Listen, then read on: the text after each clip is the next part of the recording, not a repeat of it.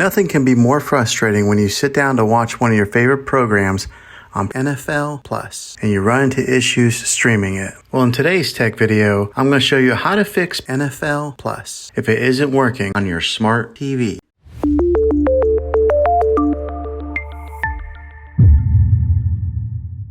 Let's see if we can fix your problems and get your NFL Plus back up and running as quickly as possible. The first one, it's the easiest one to try, and that's to unplug your TV from the wall outlet and wait 60 seconds. Now don't be impatient here, wait the whole 60 seconds, then plug it back in. This is very different from turning your TV on and off with your remote control. This is what we call a hard reset of your TV, so make sure you do this method. If that doesn't work, then find your router that is giving you Wi-Fi and unplug the power to that for 60 seconds. Then plug it back in. If it fixes it, great. If not, let's go ahead and move on to the next method. Try deleting NFL Plus on your TV. Go to wherever the apps are located on your system and remove the app altogether. Then reinstall NFL Plus again. After you reinstall it, you might have to log back in with all of your credentials, but hopefully this will work. And if that doesn't work, then I recommend buying an affordable Roku stick, Fire Stick, or Apple TV 4K and plug that into your TV and use that as your main streaming player. And you'll be able to access NFL Plus that way. I'll put links in the description down below of where you can get one. Well, hopefully this video was helpful for you.